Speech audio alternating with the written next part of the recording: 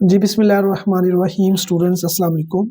जी, मैं हूँ advocate Waqar Ahmed Afridi, republic law academy Sahiwal से आपसे मुखातिब हूँ। स्टूडेंट्स, जैसा कि आप जानते हैं कि हम एडीपीपी, डीडीपीपी, सिविल जज, लैट, गैट, एलएलबी ट्यूशन्स भी देते हैं, उसकी तैयारी करवाते हैं। और जी हमारा कॉन्टैक्ट नंबर है, आप इस कॉन्टैक्ट नंबर पे राब्ता करके हमसे यानी कि ये सेशन जॉइन कर सकते हैं, ठीक है? तो आइए आज हम करते हैं लॉ गैट का जो है मतलब क्यूएसओ का। आप इसको देख लें, यहाँ से क्यूएसओ का जो लेक्चर नंबर 3 जो है ना, लेक्चर नंबर 3 उसको हम पढ़ते हैं। लेक्चर नंबर 3 को क्यूएसओ के लेक्चर नंबर 3 हम चैप्टर 2 शुरू किया हुआ है। तो इसमें हम चैप्टर 2 ही यानी कि इसमें आर्टिकल 3 से शुरू होता है। तो आर्टिकल जो ये चलता है आर्टिकल 70 तक, ठीक है? तो आइए अब हम इसको वन बाय वन डिटेल के साथ पढ़ते हैं, ठीक है? इंशाल्लाह ये बहुत अच्छा रहेगा, आप इसको समझिएगा। आपको मैं एक-एक चीज़ इसकी करवाऊँगा, ठीक है? आपको बेयर एक्ट भी रीड करना आएगा और इसका मतलब भी पता चलेगा और आपको एमसीक्यूज़ भी आपके हर तरह का क्वेश्चन भी क्लियर होगा इंशाल्लाह। आर्टिकल 3 क्या कहता है? आर्टिकल 3 कहता है हू मे टेस्टिफाई, कौन गवाही दे सकता है, ठीक है ना? कौन गवाही दे सकता है? कौन शहादत दे सकता है? आप शुरू करते हैं जी। All person shall be competent to testify. ये रेड लाइन जो मैंने की हुई है, इसका क्या मतलब है? ये कह रहा है कि ऑल पर्सन मतलब कि तमाम अशखास, हर बंदा क्या कहता है कि वो कॉम्पिटेंट है टू टेस्टिफाई, गवाही देने के लिए, ठीक है ना? ये तो उसने जनरल रूल बता दिया। अब क्या करें फिर? कॉम्पिटेंट कौन नहीं होगा? अच्छा, ये तो जनरल रूल बता दिया, क्या यही इसकी कोई क्वालिफिकेशन भी है या नहीं है? जी क्वालिफिकेशन है, अनलेस द कोर्ट कंसीडर्स। हाँ, अगर कोर्ट कंसीडर करती है दैट दे आर प्रिवेंटेड, कि उनको वो prevented from understanding the question put to them, जो उनके सामने क्वेश्चन रखेंगे हैं वो उनको समझ नहीं पा रहे, और या फ्रॉम गिविंग रैशनल आंसर, या उनका रैशनल आंसर नहीं दे पा रहे, तो फिर क्या होंगे? वो इनकम्पिटेंट होंगे। यहाँ पे उसने पहले एक फ्रेज में बता दिया कि all person shall be competent to testify, लेकिन उसने साथ ही कंडीशन लगा दी, क्वालिफिकेशन लिख दी कि अगर कोर्ट ये कंसीडर करती है कि ये क्वेश्चन नहीं समझ पा रहे कोई बंदा जो गवाही देने आया है, और ना ही उसका रियल रैशनल आंसर दे पा रहा है, तो फिर क्या होगा? वो इनकम्पिटेंट हो जाएगा। अब इससे पता चलता है कि क्वालिफिकेशन रख दी गई है दो, कि उसको क्वेश्चन को वो समझे और साथ उसका रैशनल आंसर भी दे सके, ठीक है ना? तो फिर वो क्या हो जाएगा? कॉम्पिटेंट हो जाएगा। To those question by tender years. हाँ, उसकी अगर इतना यहाँ तक आपको समझ आ गई ना, तुम्हें तक। अब हम करते हैं बाय टेंडर ईयर्स। अगर वो इतना एक्सट्रीम ओल्ड एज है कि मतलब सॉरी, अगले वाले मैंने पढ़ दिया। टेंडर ईयर्स है मतलब कितना, यानी कि उसकी कम उम्र का है, कि बच्चा सा है, वो ना तो क्वेश्चन को समझ पा रहा है और ना ही उसका आंसर दे पा रहा है, तो फिर वो क्या हो जाएगा? इनकम्पिटेंट हो जाएगा। एक्सट्रीम ओल्ड एज इतना ही बूढ़ा है कि ना तो क्वेश्चन को समझ पा रहा है और ना ही वो उसका रैशनल आंसर दे पा रहा है, तो वो क्या हो जाएगा? वो इनकम्पिटेंट हो जाएगा। उसको डिजीज है, चाहे वो डिजीज कोई उसकी जिस्मानी हो, चाहे वो मेंटली हो, तो क्या हो जाएगा? वो उसकी वजह से ना तो क्वेश्चन को समझ पा रहा है और ना ही रैशनल आंसर दे पा रहा है, तो क्या हो जाएगा? ये इनकम्पिटेंट हो जाएगा। बात समझ में आई? या other any cause of the same kind, या कोई भी दूसरी काज कोई इस तरह की मिलती-जुलती जो उसको क्वेश्चन को समझने में रुकावट क्रिएट करे, और या रैशनल आंसर देने में उसको रुकावट क्रिएट करे, तो फिर क्या हो जाएगा? ऐसा बंदा क्या हो जाएगा? इनकम्पिटेंट हो जाएगा, ठीक है ना? अब जो असूल हमने इस आर्टिकल 3 में से लिया है ना, वो ये है कि क्वेश्चन को समझना चाहिए और रैशनल आंसर देना चाहिए। अब सवाल पैदा होता है कि अगर टेंडर ईयर्स में बच्चा है, क्या माइनर है, अगर वो सवाल को समझ भी रहा है और उसका जवाब भी सही दे रहा है, तो फिर वो भी कॉम्पिटेंट हो जाएगा। एक्सट्रीम ओल्ड एज मतलब कितना बुरा है कि अगर वो क्वेश्चन को समझ रहा है और उसका सही जवाब दे रहा है, असूल ये है, ये वाला, ठीक है ना? क्वेश्चन को समझे और सही जवाब दे, रैशनल आंसर दे। तो इनमें से कोई भी अगर क्वेश्चन को समझ रहे और रैशनल आंसर दे रहा है, तो फिर वो कॉम्पिटेंट होगा कोर्ट की नज़र में, ठीक है ना? ये फिर चीज़ें आड़े नहीं आएँगी। ये चीज़ उस वक़्त आएँगी, tender years, extreme old as disease, जब उसको ये चीज़ें उसको क्वेश्चन को समझने में और रैशनल आंसर देने से रोकती हैं, ठीक है? इसका जो आपको समझ आ गई ना अब आगे करते हैं, इसकी प्रोविज़ो करते हैं।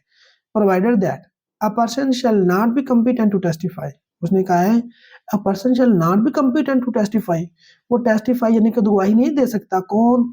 If he has been convicted, अगर उसको सजा हुई हो बाय द कोर्ट, कोर्ट की तरफ से, for perjury, perjury or giving false evidence, उसको यानी कि झूठी गवाही देने में, झूठी शहादत देने में क्या हुई हो, सजा हुई हुई हो, तो वो बंदा क्या हो गया, इनकम्पिटेंट हो गया।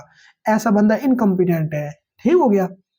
बात यहाँ पे आपको पता चल गया कि इनकम्पिटेंट कौन होगा, जिसको परजरी और या फॉल्स एविडेंस देने में सजा हुई हो, कोर्ट ने सजा दी हो, कन्विक्ट किया हो, तो वो क्या हो जाएगा, क्या हो जाएगा, वो इनकम्पिटेंट हो जाएगा। शैल नॉट बी कम्पिटेंट मतलब कि इनकम्पिटेंट हो जाएगा, ठीक है ना। आगे चलते हैं।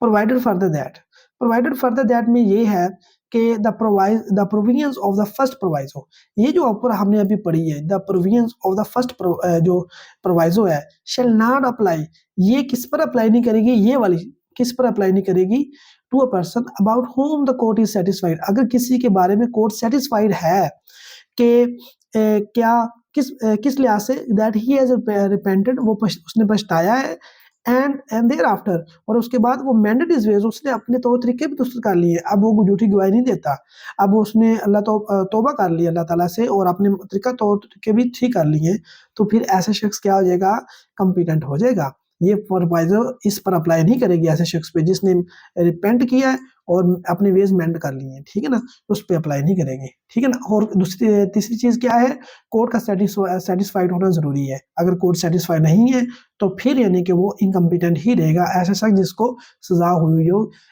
झूठी गवाही देने में, ठीक है जनाब। ये हमने दूसरी प्रोवाइजर पढ़ ली, अब तीसरी प्रोवाइजर, प्रोवाइजर फर्दर दैट, ठीक है। The court shell determine the competency of the witness, अब सवाल पैदा होता है कि कम्पिटेंसी कौन डिटरमिन करेगा, कोर्ट करेगी, सीधा सीधा उसने आर्टिकल 3 की थर्ड प्रोवाइजो में लिखा, the court shell determine the competency of the witness, competency of the witness कौन डिटरमिन करेगा, कोर्ट करेगी। आपको क्वेश्चन पूछ सकता है पेपर में, इन अकॉर्डेंस विद, अच्छा फिर सवाल पैदा होता है किसके मुताबिक, कोर्ट किस कौन का फार्मूला होगा कोर्ट के पास, in accordance with the qualification, कौन सी qualification, prescribed by the injection of Islam, Islam की तालीमात के मुताबिक, जो इस्लाम ने हुक्म दिया उसके मुताबिक। अच्छा, इस्लाम ने कहाँ हुक्म दिया, as lay down in the holy Quran and Sunnah, जैसे कि कुरान और सुन्ना में दिया गया है, फॉर विटनेस, एक विटनेस के लिए जो कुरान और सुन्ना में बताया गया है कि ऐसा विटनेस, ऐसे विटनेस की गवाही ली जाएगी, तो फिर वो उन क्वालिफिकेशन को देखते हुए कोर्ट क्या करेगी, कोर्ट डिटरमिन करेगी कम्पिटेंसी ऑफ द विटनेस के, आया कि ये विटनेस है कम्पिटेंट है या नहीं है, ठीक है। अच्छा, आगे आगे पढ़ते हैं, where such witness is not forthcoming, अगर ऐसा विटनेस अवेलेबल ही नहीं है, मौजूद नहीं है, the court may take the court क्या करेगी, may take the evidence, court evidence ले सकती है ऑफ ए विटनेस की, हु मे बी अवेलेबल, जो उस वक्त अवेलेबल हो, मतलब कि अगर एक ऐसा विटनेस जो उस वक्त तो मौजूद नहीं है, मतलब कि इस्लाम वो कुरान और सुन्नत पे पूरा की तालीमात पे पूरा नहीं उतरता, जो इस विटनेस की क्वालिफिकेशन बताई उस पर पूरा नहीं उतरता, तज़किया शोध पे पूरा नहीं उतरता, तो कोर्ट ऐसा केस जिसमें एक ही विटनेस अवेलेबल है लेकिन वो इस पे पूरा नहीं उतर रहा, तो उसकी भी गवाही ले सकती है टू रीच द जस्टिस, है ना, जस्टिस पर पहुंचने के लिए। अब बात में समझ आई आपकी, इसको मैं एक्सप्लेनेशन पढ़ता हूँ। एक्सप्लेनेशन में क्या है, अ लुनेटिक जो है, ठीक है, लुनेटिक जो है, is not incompetent to testify, is not incompetent to testify, मतलब कि इज नॉट आ गया, इज नॉट इनकम्पिटेंट मतलब कि इनकम्पिटेंट नहीं होगा, इनकम्पिटेंट नहीं होगा तो मतलब क्या है, कॉम्पिटेंट है टू टेस्टिफाई गवाही देने के लिए, unless he is prevented by his lunacy, हाँ अगर उसको लुनेसी जो है लूसिड इंटरवल होते हैं जो उसको दौरे पड़ते हैं, उसको फ्रॉम अंडरस्टैंडिंग द क्वेश्चन, उसको प्रिवेंट नहीं करते यानी कि रोकते नहीं है, हाँ अगर उसको जो उसके दौरे पड़ रहे हैं लुनेसी अगर उसको नहीं रोकती अंडरस्टैंड क्वेश्चन को अंडरस्टैंड करने से और रैशनल आंसर देने से नहीं रोकती, तो फिर वो लुनेटिक है, जो पागल है, वो भी कॉम्पिटेंट विटनेस हो जाएगा, ठीक है ना। हाँ अगर लुनेटिक को उसकी जो लुनेसी है, लूसिड इंटरवल जो पढ़ते हैं दौरे, वो उसी की वजह से ये नहीं देखना जी इसको जिस्मानी बीमारी आ गई, दूसरा मेंटली बीमारी आ गई लुनेटिक, अब ये उसको क्या कर रही है कि अगर उसको क्वेश्चन को समझने से नहीं रोक रही है, क्वेश्चन को समझने से और रैशनल आंसर देने से भी रोक रही है, उससे नहीं दिया जा रहा है, तो फिर लुनेटिक इनकम्पिटेंट है। अदरवाइज क्या है, वो क्वेश्चन को समझ रहा है, उसका सही आंसर दे रहा है, तो वो कॉम्पिटेंट विटनेस हो जाएगा। जनाब ठीक हो गया। अब हम इसके एमसीक्यूज कर लेते हैं, ठीक है। एमसीक्यूज में देखिए आर पर्सन क्या है, shall are person dash be competent to dash be to testify unless the court consider that they are prevented from understanding the questions. तमाम अशखास क्या होंगे, कॉम्पिटेंट हो गए, शेल बी कॉम्पिटेंट आएगा, क्या आएगा, गिवन रैशनल आंसर आएगा या एक्सट्रीम ओल्ड एज आएगा। शेल बी कॉम्पिटेंट हमने ऊपर पढ़ के आए आर्टिकल 3 के शुरू लाइन वाली है, all person shall be competent to testify, ठीक है ना, बात समझ में आ गई। बाकी सारा मैंने आपको बता दिया है कि वो कॉम्पिटेंट होगा, ऑल पर्सन कॉम्पिटेंट हो गए अगर कोर्ट समझती है कि उसको वो क्वेश्चन को अंडरस्टैंड नहीं कर पा रहे और रैशनल आंसर नहीं दे पा रहे तो फिर वो इनकॉम्पिटेंट है, अदरवाइज वो कॉम्पिटेंट है। तो अगर उसकी एक्सट्रीम ओल्ड एज है तो वो 10 ईयर्स एज है या एक्सट्रीम ओल्ड एज है तो फिर भी यानी कि ये अगर उसको क्वेश्चन को समझने में और जवाब देने में रोकते हैं तो फिर वो क्या है, इनकॉम्पिटेंट। अदरवाइज आर पर्सन का shall be competent to testify, तो shall be competent to testify ये ऑप्शन ठीक है जी। आगे चलते हैं जी। मैथ्स को क्योंकि ये सारा मैंने पढ़ दिया ऊपर आर्टिकल 3 की ही स्टेटमेंट्स हैं तो इसको मैं थोड़ा सा जल्दी से पढ़ूंगा और इसको आप कान खोल कर अच्छी तरह से तवज्जो के साथ सुनिए, ठीक है। All persons shall be competent to testify unless the court considers that they are prevented from understanding the क्या आ जाएगा, अगर वो क्या understanding the rational answer questions extreme old age, understanding the questions question B option ठीक आएगा। क्यों, understanding the question put to him, जो क्वेश्चन उसके सामने रखेंगे उसको समझ नहीं पा रहे are from giving rational answer to those question, और उन क्वेश्चन के रैशनल आंसर नहीं दे पा रहे तो ये चीज, ये मतलब कि अंडरस्टैंडिंग द क्वेश्चन खाली जगह में आएगा, बी ऑप्शन ठीक है जी इसका, ठीक है ना। यहाँ पे आएगा। ये भारत में चौथी दफा पढ़ चुका हूँ, ठीक है ना, अब आपको याद हो जानी चाहिए। All person shall be competent to testify, ये 5वीं दफा पढ़ने लगा हूँ।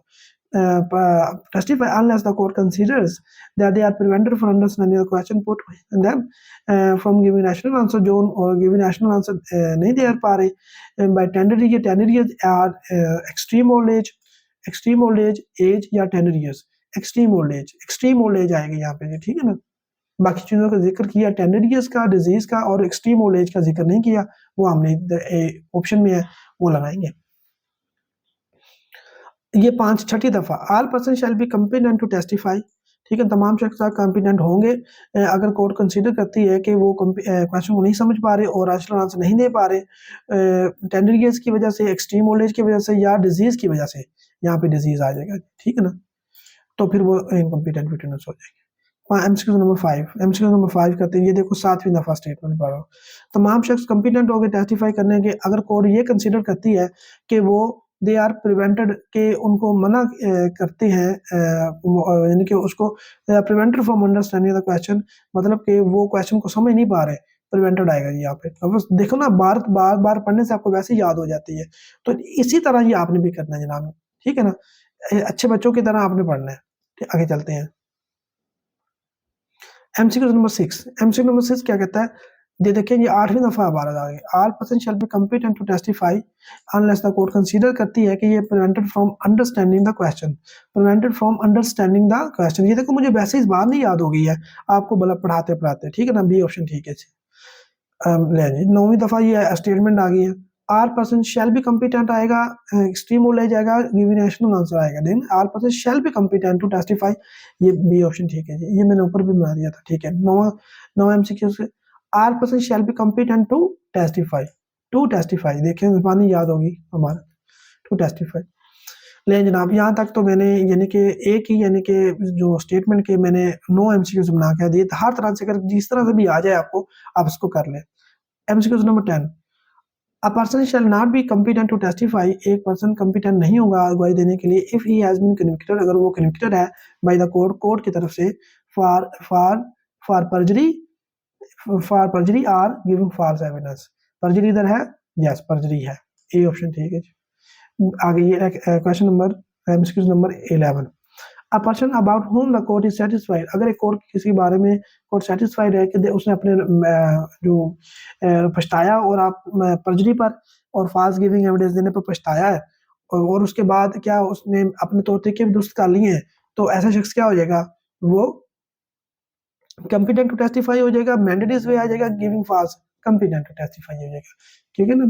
कोर्ट सेटिस्फाइड होगी, उसने अपने तौर तरीके दुरुस्त कर लिए और पछताया भी, तो कोर्ट सेटिस्फाइड होने के बाद वो क्या हो जाएगा, कॉम्पिटेंट टू टेस्टिफाई हो जाएगा यहाँ पे, ठीक है, इसका ए ऑप्शन ठीक है। आगे चलते हैं जी, एमसीक्यू नंबर 12, एमसीक्यू नंबर 12 ये कहता है कि the dash shall determine the competency of the code. हमने अभी पढ़ा है कोड करेगी तो सीधा सीधा कोड लगाओ, ठीक है ना, ये ऑप्शन ठीक है, ठीक है ना, ये ऑप्शन ठीक है। यहाँ पे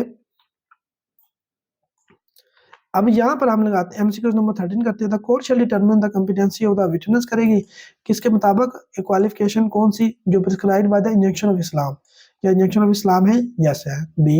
देखिए ना, अब आप बढ़ते ना बार बार, आपको स्टेटमेंट वैसे ही याद हो जाती है, आपने बार बार रीड करना है, आप इसको फॉर ग्रांटेड ना लीजिएगा, ठीक है ना। अगर मैं पढ़ाने वाला इतनी मेहनत कर सकता है तो आपने तो पेपर देना है, आप करें, आप क्यों नहीं करते मेहनत, ठीक है ना। आगे एमसीक्यू नंबर 14, एमसीक्यू नंबर 14 ये कहता है a lunatic is not a lunatic is not incompetent, a lunatic is not incompetent unless he is prevented।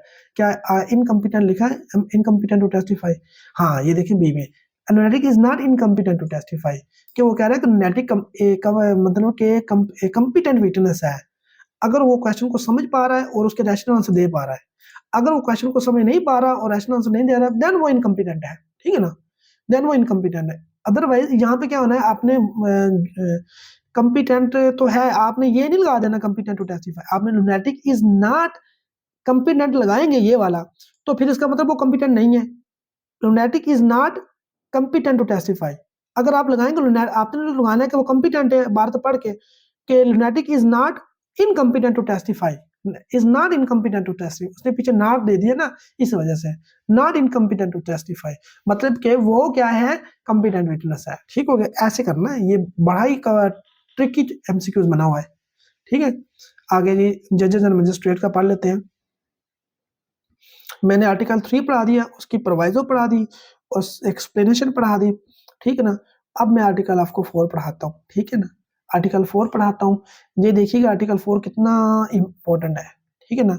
Article 4 paper में भी आ जाता है, ये देखिए आर्टिकल 4 जो है ना, ये 4 से लेकर 14 तक ये प्रिविलेज कम्युनिकेशन को डील करता है, प्रिविलेज जो कम्युनिकेशन है उसको डील करता है, ठीक है ना, प्रिविलेज कम्युनिकेशन को डील करता है, ठीक है ना। प्रिविलेज कम्युनिकेशन मैं लिख भी देता हूँ, कम्युनिकेशन, प्रिविलेज कम्युनिकेशन को डील करता है, ये आर्टिकल 4 से लेकर 14 तक, ये आपने याद रखना है, ठीक है ना। प्रिविलेज कम्युनिकेशन को डील करता है, इसको आपने मतलब कि ऐसी कम्युनिकेशन जिसके बारे में जो जिसने की, जिनके दरमियान हुई, उनको कंपेल नहीं किया जा सकता, कि फोर्स नहीं किया जा सकता कि वो डिस्क्लोज करें, इसका मतलब ये है, ठीक है। आइए आर्टिकल 4 पढ़ते हैं, ये अपने जजेस एंड मजिस्ट्रेट्स। वो कह रहे हैं कि जजेस एंड मजिस्ट्रेट जो है, इसको मैं थोड़ा सा आगे कर देता हूँ ताकि आपको कंफ्यूज ना करें, ठीक है।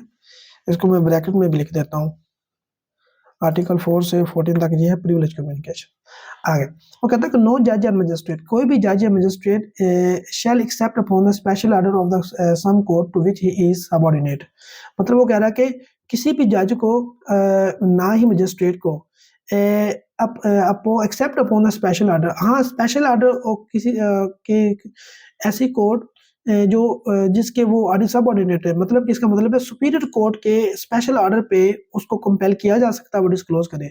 लेकिन क्या है, नो जज और मजिस्ट्रेट शैल से आगे ये बी पढ़े, शैल बी कंपेल्ड, नहीं किया जाएगा तो वो आंसर जवाब दे किसी भी क्वेश्चन का, any question as to his own conduct, जैसा कि जो अपने कंडक्ट के बारे में जो कि उसने इन कोर्ट एज ए जज और मजिस्ट्रेट के तौर पर वो जो सर अंजाम ड्यूटी दे रहा उसके लिहाज से वो जवाब दे, उनको कंपेल नहीं किया जा सकता। Shall not be compelled, no जज और magistrate shall be compelled, shall be compelled, मतलब नो जज, नो आ गया तो मनफी हो गया ना, कि जज और magistrate shall not be compelled, मतलब ये बन गया इसका कि उनको कंपेल नहीं किया जा सकता कि उन्होंने एज अ जज या मजिस्ट्रेट जो भी कंडक्ट किया है कोर्ट में उसका जवाब दे, ठीक है ना। आगे आर, या as to anything which come to his knowledge, जो उसके नॉलेज में आई है इन कोर्ट एज अ जज और मजिस्ट्रेट, जो उसके नॉलेज में आई है एज अ जज और मजिस्ट्रेट उसके बारे में वो जवाब दे। बट आगे क्या है, ये लाइन बहुत इंपॉर्टेंट है, ये वाली लाइन, इसके बारे में आपने क्या करना है, आपने इनको बोलना नहीं है, मैं इसको हाईलाइट कर दी है डिफरेंट कलर से ताकि आपको याद रहे। But he may be examined, उनको एग्जामिन किया जा सकता है, ठीक है ना, but he may be examined, ठीक है ना, but he may be examined, but he may be examined, मतलब कि as a witness to as to the other matter, दूसरे matter which occurred in his presence, अगर कोई मैटर उनकी मौजूदगी में वकूअ पज़ीर हुआ है तो उसके बारे में उसको एग्जामिन किया जा सकता है। While he was so acting मतलब एज ए जज और मजिस्ट्रेट के तौर पर वो कर रहा था, तो उसकी मौजूदगी में कोई ऐसा वाक़या हो गया है, उसके बारे में उससे पूछा जा सकता है। अब इलस्ट्रेशन पढ़ लेते हैं इसकी, ठीक है ना। ये इसमें एक दफ़ा और दोहरा देता हूँ, किसी भी जज को या मजिस्ट्रेट को कंपेल नहीं किया जा सकता कि उसके कंडक्ट के बारे में जो उसने एज ए जज या मजिस्ट्रेट के तौर पर कोर्ट में किया है, ठीक है ना। लेकिन एक स्पेशल ऑर्डर के ज़रिए सुपीरियर कोर्ट जो है ना उस वो अपने सबऑर्डिनेट कोर्ट से पूछ सकती है कि आप जी बताएं एज आपने जज ये काम किया था, तो इस ये किस कैपेसिटी में किया था, इसका क्या मतलब था, ठीक है ना जी, ये आपने ठीक नहीं किया, ये वो पूछ सकते हैं। जैसे ठीक है ना, जैसे ये सुपीरियर कोर्ट्स होती है, हाई कोर्ट, सुप्रीम कोर्ट हो गई, इस तरह से। But he may B examine, but he may B, लेकिन और दूसरा एक यहाँ पे देखिए एक्सेप्शन है, और यहाँ पे ये भी एक्सेप्शन है, लेकिन उसको एग्जामिन किया जा सकता है एज ए विटनेस के तौर पर, जो उसकी मौजूदगी में मामला हुए हैं, ठीक है ना। यहाँ पे समझ आ गई, जहाँ पे समझ नहीं उस वीडियो को पॉज किए और उसको दोबारा सुने, ठीक है, इंशाल्लाह आपको समझ आ जाएंगे। घबराते नहीं होते किसी चीज से भी। इलस्ट्रेशन पढ़ते हैं। ए जो है on his trial before the court of session, A जो है ना कोर्ट ऑफ सेशन के सामने क्या कहता है, उसकी एग्जांपल्स दे रहा हूँ, ठीक है, इलस्ट्रेशन जो आर्टिकल 4 पढ़ा है। सेज कहता है कोर्ट ऑफ सेशन के सामने ए कैसे कहता है कि मेरी जो स्टेटमेंट है deposition was improperly taken by B the magistrate. B जो मजिस्ट्रेट है उसने जो मेरी स्टेटमेंट ली वो सही तरीके से नहीं ली। B can not be compelled to answer का क्वेश्चंस, ठीक है।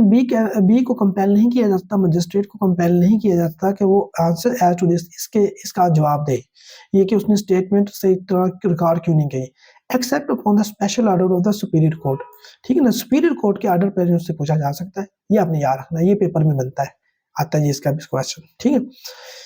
अब ए जो है is accuse before the court of session, एक क्या है, ए अक्यूज्ड है before the court of session, court of session के सामने वो अक्यूज्ड है of having given false evidence before the magistrate, magistrate के सामने उसने क्या की, फॉल्स एविडेंस दी है, उसको सजा हुई। वो कोर्ट ऑफ सेशन के सामने ये कहता है कि ठीक है ना, कोर्ट ऑफ सेशन के सामने B can not be asked what A said, तो बी को नहीं कहा, जो बी है मजिस्ट्रेट, उसको ये नहीं पूछा जा सकता कि जो ए ने, जिसको सजा हुई है, आपने दी है सजा फॉल्स एविडेंस के बारे में, तो उसने क्या कहा था, जो उसने सजा दे दी उसमें बारे में कोर्ट ने गलत नहीं किया, तो कोर्ट ऑफ सेशन इस बारे में नहीं पूछेगी, ठीक है ना। Except upon the special order of the superior court, हाँ सुपीरियर कोर्ट जो है ना वो स्पेशल ऑर्डर के जरिए से चीज क्लियर कर सकती है, ठीक है। आगे सी पढ़ते हैं illustration. A is accused before the court of session of attempting murder or police officer. A police officer को attempt में मर्डर ऑफ अटेम्प्ट में, यानी कि वो accused है किसके सामने, कोर्ट ऑफ सेशन के सामने, while on his trial before the B session जज, उसका ट्रायल चल रहा है सेशन जज के सामने। B may be examine as to what occurred, B may be examine as to what occurred, ये देखिए उसने कहा कि अब कोर्ट ऑफ सेशन के सामने क्या किसका, ए का ट्रायल चल रहा है। अब उसने मर्डर अटेम्प्ट की पुलिस ऑफिसर पर मारने की कोशिश की। अब बी की मौजूदगी में हुआ ना, जो कि कोर्ट ऑफ जो सेशन जज है, अब सेशन जज को बी को एग्जामिन किया जा सकता है, ठीक है ना। उसकी मौजूदगी में क्या हुआ बताएं जी, एज अ विटनेस पेश हो। ये जनाब एमसीक्यूज नंबर 15 कर लेते हैं। उम्मीद करता हूँ कि आपको समझ आई होगी, और समझ नहीं आई तो आप इसको रिवाइज करें, दोबारा रिवर्स करें, इसको दोबारा सुने, ठीक है। एमसीक्यूज नंबर 15, ये आप ऐसा ना समझे कि आपको अगर एक दफ़ा सुनने से समझ नहीं आ रही तो नहीं आएगी, दोबारा सुने इसको। हाँ मैं पता नहीं 100 दफ़ा पढ़ चुका हूँ, तो फिर भी यानी कि जो चीज़ें कुछ रह जाती हैं, हमारी इतनी अंडरस्टैंडिंग जो हुई है डेवलपमेंट, जो आपको पढ़ा रहा हूँ, ये 100 दफ़ा 1000 दफ़ा पढ़ने के बाद ऐसा हुआ है, तो आप इसको बार बार पढ़ा करें, ठीक है ना। एमसीक्यू नंबर 15 कहता है कि नो जज और magistrate shall except upon the special order, special order लिखा हुआ ऑफ द सिविल जज, special order of the some court, special order of the president, special order of the some court, क्योंकि ये देखें ऊपर special order of the some court word use हुआ, देखेंगे special order of the some court, ठीक है ना। Superior court का यूज नहीं हुआ यहाँ पे, सम कोर्ट का वर्ड यूज हुआ है, सुपीरियर कोर्ट का आगे यूज हुआ है। अच्छा A on his trial before the court of session says that A court of session के सामने कहता है कि जो बी है, जो मजिस्ट्रेट है, उसने मेरी जो डिपोजिशन स्टेटमेंट अच्छी तरह रिकॉर्ड नहीं की। अभी को कंपेल नहीं किया जा सकता तो आंसर दे has to they except upon the special order of the superior court. Superior court आना है, special order of the prime minister नहीं आना, ना ही हाई कोर्ट आना है। सुपीरियर कोर्ट का वर्ड यूज हुआ है, यही आपने लगाना। ठीक है ना, ए ऑप्शन ठीक है जी। 17 क्या कहता है, एमसीक्यूज नंबर 17 क्या कहता है, A is accused before the court of session of having given false evidence before B. अब मजिस्ट्रेट जो है ना बी, जिसके सामने उसने फॉल्स एविडेंस, उसको ये नहीं पूछा जा सकता कि ए ने आपको जो आपने सजा दी ए को फॉल्स एविडेंस देने में, तो उसने क्या कहा था, तो ये नहीं पूछा सकता। Except upon the special order of the governor, special order of the superior court, और आगे क्या है, special order of the chief minister, special order of the superior court आएगा। ठीक है ना, ये अपने बी ऑप्शन ठीक है इसका। आगे चलते हैं एमसीक्यूज नंबर 18। एमसीक्यूज नंबर 18 जो कहता है, A is accused before the court of session of attempting to the murder or police officer।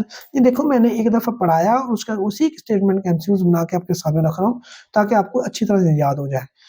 तो ए जो है वो कोर्ट ऑफ सेशन के सामने उसका ट्रायल चल रहा है, trial on his trial before the B session जज। तो बी उसने उसके ट्रायल चल रहा था, उसने क्या किया, मर्डर अटेम्प्ट की पुलिस ऑफिसर पर। अब उसकी मौजूदगी में हुआ ना, तो बी क्या may not be examined as to what occurred, might be examined, may be examined, क्या आ जाएगा, may be examined, b may be examined as to what occurred। ठीक है ना, जरूरत पड़ने पर उसको एग्जामिन किया जा सकता है। ले जनाब, ये 18 एमसीक्यूज मैंने आपको करवा दिए, मतलब कि आर्टिकल ये मैंने आपको आर्टिकल पढ़ाया है 5 तक, आर्टिकल 4 तक, आर्टिकल 4 तक। ठीक है, आर्टिकल 4। ठीक है ना, तो आपने क्या करना जनाब, प्रिविलेज कम्युनिकेशन मैंने आपको का आगाज किया आज आर्टिकल 4, और इसके बाद मैंने आपको क्या पढ़ाया जनाब, बस आर्टिकल 4 तक आज मैंने आपको करवा दिया। आर्टिकल 3, आर्टिकल 4, और अगले लेक्चर में हम प्रिविलेज कम्युनिकेशन को कंप्लीट कर लेंगे लेक्चर नंबर 4 में। ठीक है ना, आज लेक्चर नंबर 3 था। मुझे अपनी दुआओं में याद रखिएगा। इस वीडियो को जितना सुन सकते हैं दोबारा सुने, चैनल को सब्सक्राइब जरूर कर लें। ठीक है ना, चैनल को सब्सक्राइब जरूर कर लें, उससे आपका फ़ायदा होगा। ठीक है जनाब, बहुत शुक्रिया, थैंक यू वेरी मच। आपको नोटिफिकेशन मिलते रहेंगे। मुझे वकार अहमद फरीदी को रिपब्लिक लॉ अकेडमी के फोरम से इजाज़त दीजिए। अगले लेक्चर नंबर 4 में मिलते हैं, तब तक के लिए अल्लाह हाफिज़।